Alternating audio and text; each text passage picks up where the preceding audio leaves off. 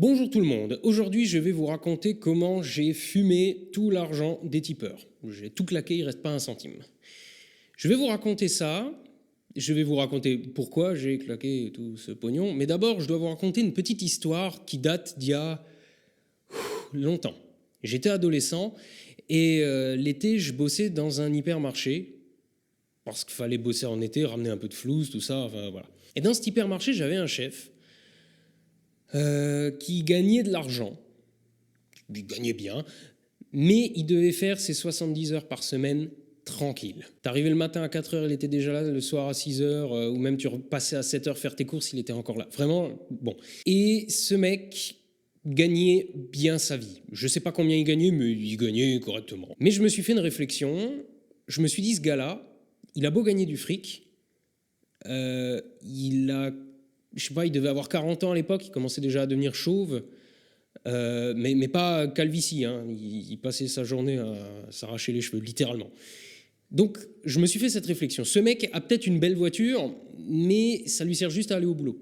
Il a peut-être une belle baraque, mais c'est juste un dortoir. Il a probablement une piscine, mais il n'a pas le temps d'aller dedans. Et donc, je me suis dit, à quoi bon? À quoi bon ce genre de vie? Et ce jour-là, j'ai décidé que je voulais travailler pour vivre et pas vivre pour travailler.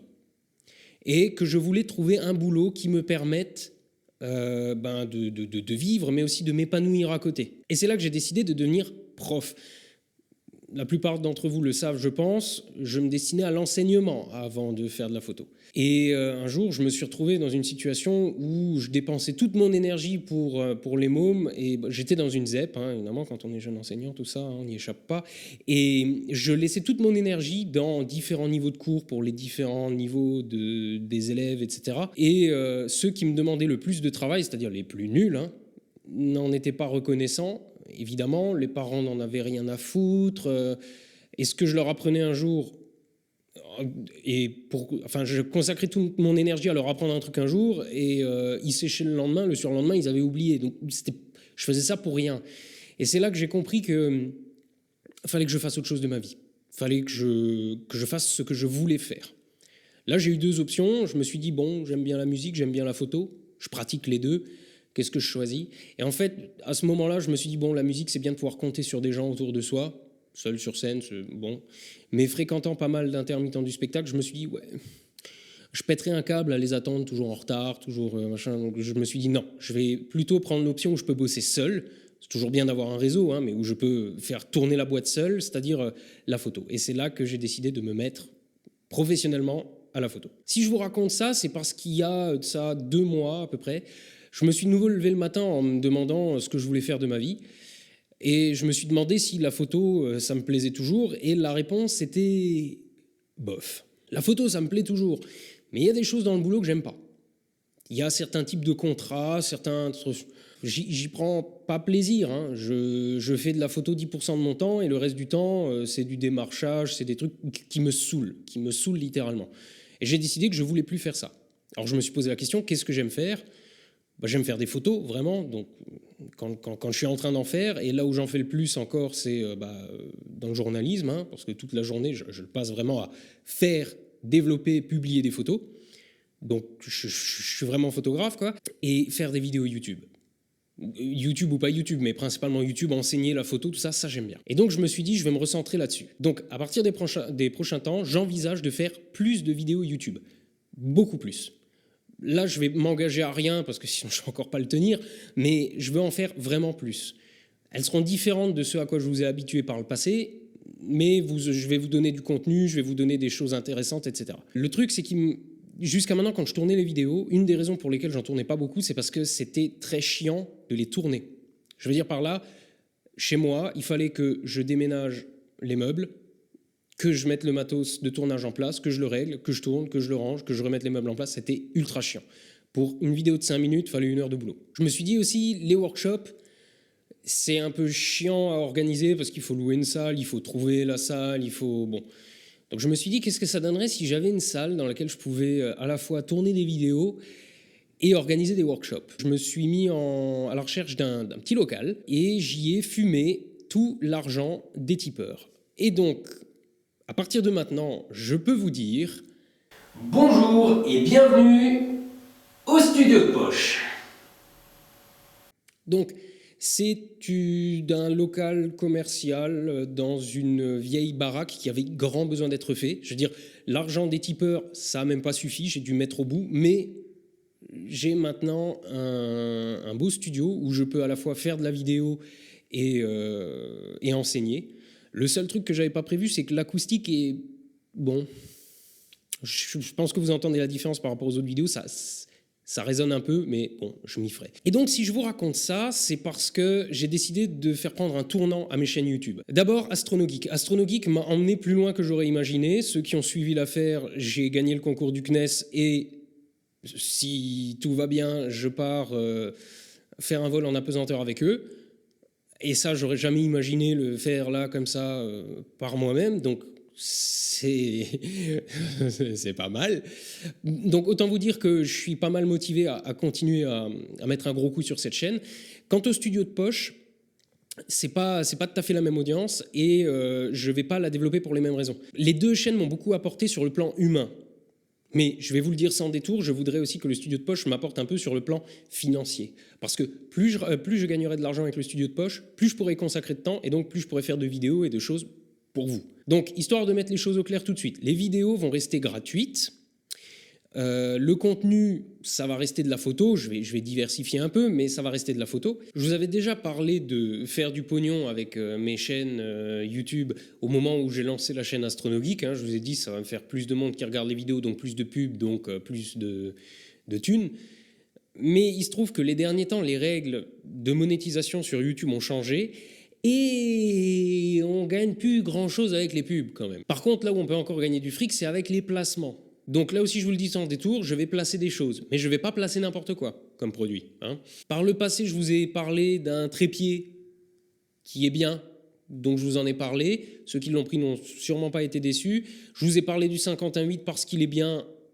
Et du coup, pareil, ceux qui l'ont pris n'ont pas été déçus. Si je fais du placement, ça sera de produits que j'assume moi, uniquement. Je pense que le seul intérêt de vous vendre quelque chose, c'est que vous puissiez me faire confiance à ce sujet. Si je vous vends un truc juste parce que j'ai touché de l'argent pour, et que vous, d'ailleurs, vous achetez un truc, vous êtes déçu parce que c'est de la merde et je voulais juste recommander parce que j'ai touché du fric, on va vite plus se faire confiance, vous et moi. Alors que si je vous vends des choses, enfin je vous présente des produits qui me plaisent vraiment à moi, et si vous pouvez avoir confiance en moi, ça sera plus intéressant pour vous, ça sera plus intéressant pour les annonceurs, ça sera plus intéressant pour moi. Donc, je pense que cette démarche est à peu près honnête. Et pour les 2-3, parce que c'est une minorité, mais c'est une minorité qu'on voit beaucoup, donc je veux quand même m'adresser à eux. Pour ceux qui disent que j'ai vendu mon âme au diable, que je fais plus ça par passion, mais pour gagner du fric, vous avez beau aimer votre boulot, à la fin du mois, si le chèque il n'arrive pas, vous râlez auprès du patron. Moi, j'ai envie de faire ça, de plus faire ça dans mon emploi du temps, donc forcément, il faut que je dégage des thunes. Plus. Je vais sûrement faire un peu de placement de produits, ça arrivera, voilà. Mais je vais aussi placer un truc dans mes vidéos, c'est mes workshops. À partir de maintenant, je vais régulièrement parler de mes workshops pour que les gens en entendent parler, pour que vous en entendiez parler, et donc pour que potentiellement des gens y viennent. Parce que ce local, je l'ai financé avec l'argent des tipeurs, mais le loyer, il va encore falloir le payer maintenant. Et donc, je compte le payer avec les workshops. Donc, juste pour revenir dessus, ce local, il se trouve à Sarrebourg, en Moselle. C'est pas Paris, c'est pas... bon, pour certains, ça fait une trotte. Mais j'ai l'intention de mettre en place des tarifs qui resteront intéressants, même si vous devez prendre le TGV pour venir. Voilà, par rapport à éventuellement d'autres workshops que vous pourriez trouver ailleurs. Voilà. Je n'ai pas encore établi vraiment les tarifs, j'y travaille. Vous aurez des nouvelles rapidement à ce sujet. Il y a un autre truc qui a presque rien à voir, mais il va falloir vous y habituer aussi. Je vais plus parler de Tipeee et de Spreadshirt, notamment. Je vais aussi demander des pouces bleus, parce qu'aujourd'hui, pour être bien référencé sur YouTube, il faut demander les pouces bleus. C'est comme ça, c'est pour ça que tout le monde les demande maintenant. C'est parce que ça sert au référencement. Donc je vais le faire aussi. C'est pas du putaclic, c'est pas du... Voilà, c'est juste qu'aujourd'hui, vous voulez être référencé, il faut du pouce bleu. Donc je vais demander des pouces bleus, je vais demander Tipeee, je vais demander Spreadshirt et je vais proposer des workshops. Tout ça, je le fais pour pouvoir faire plus de vidéos et pour pouvoir faire des vidéos qui seront toujours gratuites. Ça ne veut pas dire qu'un jour, il n'y aura pas aussi des vidéos payantes en plus, comme par exemple ce que fait Seb, ces big épisodes. Je ferai peut-être aussi des big épisodes, je ne les appellerai pas comme ça, mais le principe sera le même. Mais là, tout de suite, je veux essayer de faire un maximum de contenu gratuit pour que vous puissiez continuer à le regarder comme ça. Mais il faudra peut-être endurer quelques pubs. Voilà. Je pense que vous survivrez, je pense que c'est intéressant pour tout le monde. Donc d'autres news viendront rapidement, vous verrez un petit peu ce que ça va donner au niveau des vidéos, je vais changer 2-3 trucs, je vais changer les formats, je vais... Voilà. S'il n'y a pas eu de vlog régulièrement les dernières semaines, c'est parce que j'étais en train de refaire la peinture ici. Hein. Voilà. Mais donc les vlogs, tout ça, ça va continuer. Je vais rajouter d'autres formats, je vais rajouter des trucs. Les tutos, les bons vieux tutos historiques du studio de poche, je vous l'ai déjà expliqué, c'est compliqué à faire parce qu'il faut parfois faire 2 semaines d'expérience avant. Il y en aura encore, il y en aura, mais je ne sais pas quand. Mais je vais rajouter d'autres formats qui vous intéresseront aussi. Je vais faire des formats débutants aussi, je pense. Enfin bref, je vais faire plus de vidéos pour attirer du monde encore, pour faire grossir mon audience. Et voilà, parce que je ne peux plus trop compter sur les pubs Google sur YouTube. Donc il faut que je trouve d'autres moyens de gagner ma croûte avec YouTube. On va peut-être quand même juste finir par un petit tour du proprio, hein, vite fait. Alors du coup, je vais délaisser la caméra qui sert à faire les vidéos, tout ça, et je vais prendre le truc qui traîne sur pied par ici. Alors... je vais essayer de pas trop secouer la caméra. Bon, je suis au grand angle, donc ça devrait aller.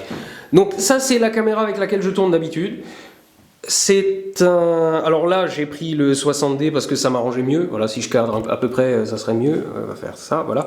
Donc j'ai pas mal tourné avec un 5D et un 24-1.4. Là, je tourne avec le 60D et le 1785 f4.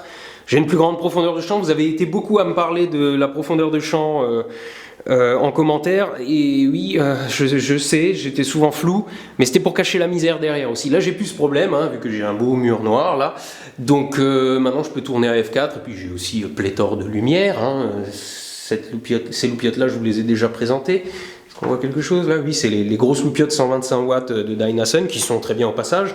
Et donc le studio de poche, ça se présente comme ça. Nous avons d'abord un espace peint en noir, pour éviter les réflexions, tout ça, et pour pouvoir faire de la photo comme je le sens. On va faire le point, voilà, sans mieux.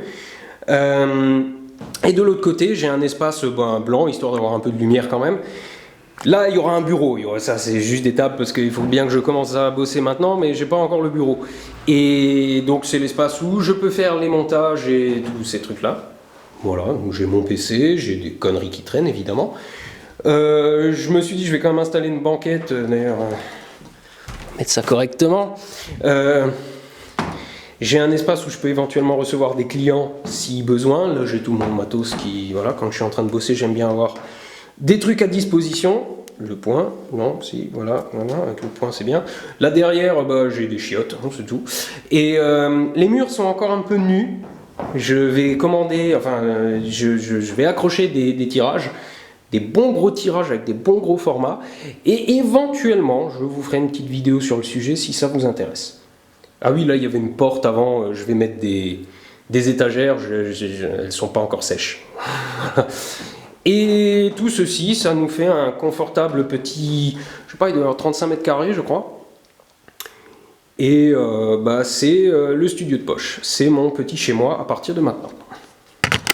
Voilà, bon, je crois que j'ai tout dit pour aujourd'hui, et il ne me reste plus qu'à vous dire à la revoyure.